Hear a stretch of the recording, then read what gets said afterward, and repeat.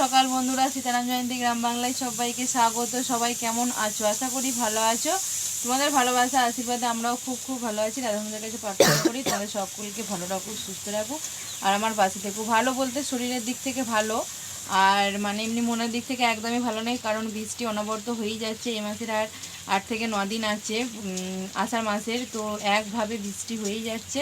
তাই আমাদের গরিব মানুষের ভাঙাফুটো ঘর দুয়ার, তারপরে কাজে না গেলে সংসার চলবে না, এরকম ব্যাপার। মানে সব দিক দিয়েই অবস্থা একদম গুরুতর খারাপ। তোমাদেরকে আর কি বলবো, বাইরের ওয়েদারটা একবার দেখো বন্ধুরা। তো আজকে আমার ঘরের ঢালাই, তো সেটাই চিন্তা হচ্ছে। গোবিন্দকে ডাকছি, গোবিন্দ 5 মিনিট 10 মিনিটের জন্য হলেও অন্তত ছাড়ো, ঢালাইটা একটু হয়ে যাক, নিন্টন ঢালাই। তো কদিন ধরে বৃষ্টির জন্য তো একদম কাজ পুরো বন্ধ, কারণ বাইরে কাজ, ভেতরে প্লাস্টার হলে না হয় হতো। তো একদম কি আর বলবো, সেই জন্য মনের দিক থেকে একদম ভালো নয়, বাজে একদম। তো যাই হোক, চলো এভাবেই কাটছে দিনগুলো, কাটুক, আর তোমরাও ভালো থেকো। আর ভাত হয়ে গেছে, এখানে হচ্ছে ডিম আলু তরকারি হবে, সিদ্ধ বসিয়েছি প্রেসারে। আর এই যে ছেলের জন্য একটু চিলি চিকেন না কি চিকেন, যাই হোক হবে একটা, তো সেটাই এখন বানাচ্ছি। তো ওটা ছেলের জন্যে, আর আমাদের ডিম আলু তরকারি, ভাত। আর আমার যত যাই হয়ে যায়, বন্যা বয়ে গেলেও কিন্তু স্কুল যেতে হবে। ছেলে তো গান করছে যে এরম বৃষ্টি হলে তো যাবো না। তো ভাত আমার রান্না বাড়া সব হয়ে গেছে, খালি ডিম আলু ঝোলটা হবে করে তারপরে আমি আবার রেডি হয়ে স্কুল যাব। তো এখন বাজে হচ্ছে প্রায় 9:30, বসে কারণ সকাল থেকে আজকে জল বৃষ্টি, গাদা কেচেছি, সব গাড়ির ওপরে জড়ো করা আছে, 4টি চেয়ারে জড়ো করা আছে, 4টি আমার জায়দের ছাদে দিচ্ছে, বাছারি একটু হচ্ছে, আবার নিয়ে এসে রেখে দিচ্ছে, এত জড়ো করা আছে। তো এইভাবেই সব ছেলের আর বরের বেশি মোটামোটা, আমার তো পাতলা নাইটি পাতলা শাড়ি মশারির ওপরে দিচ্ছি, না হলে চারিয়ে দিচ্ছি সত্যি টিকটিকি, তো হাওয়ায় দিয়ে শুকিয়ে যাচ্ছে, কিন্তু ওদের জামা প্যান্টগুলো তো শুকোচ্ছে না। মানে মানে কি বলবো, এই বর্ষার দিনে আমাদের মতো গরিব মানুষদেরই কষ্ট।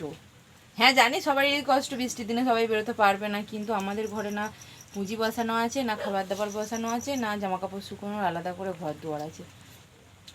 কি বলবো, ওপর থেকে গোবিন্দ মারছে, নিচেই তো মানুষ হলে কত কাণ্ড হয়ে যেত, মারামারি অশান্তি ঝগড়া। তো যাই হোক, চলো দেখতে থাকো সারাদিন, আশা করি ভালো লাগবে। 2 দিন 3 দিন কিন্তু বড় ভিডিও আমি দিতে পারিনি, তোমরা যারা আমার বড় ভিডিও রেগুলার দেখো তারা জানবে, তো এই বৃষ্টির জন্যই।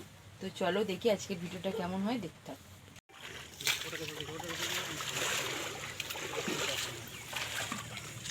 আবার গামছাটা খুললে কেন?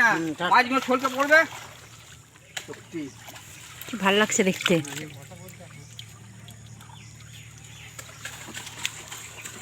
কি মাছ এগুলো?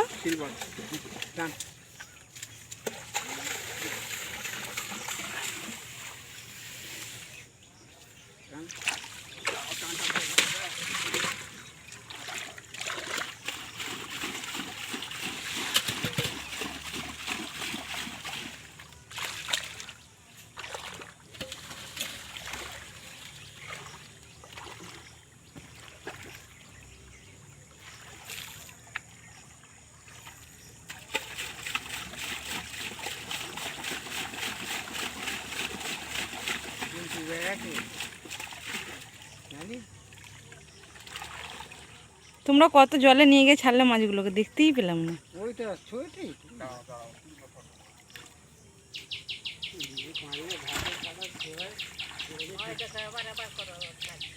খরচা ঘাটে পড়ে গিয়ে 2000 টাকা খরচা। হ্যাঁ হবে তো, হবে তো, বললেও হবে না বললেও। 4টে সেলাই হলো, এই তো পাটা কত ছেড়ে এখান থেকে এতটা। কোন কিনতে পড়েছিল? ওই তো ওই সানটায়। এজন্য সেদিন খুলে দিয়েছিলে, এটা পড়ে নাকি? না না, খুঁজে পাইনি তো, দুদিন আগে খুঁজে পেলাম।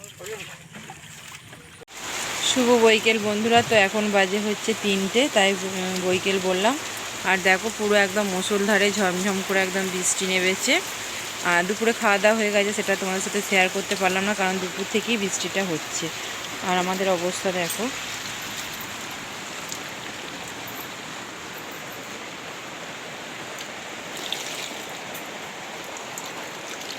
দেখো কত জল পড়েছে,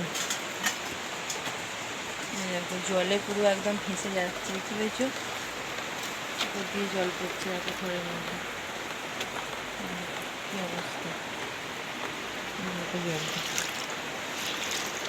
আর এই দেখো এখানে এই যে গামলা পাতা আছে, জল পড়ছে, আর এখান দিয়েও জল পড়ছে, এই দেখো মানে গোটা ঘর একদম পুরো জলে ভেসে যাচ্ছে। থাক, ছেড়ে দাও, গামলাটা পাতলে হবে না ঘন্টা।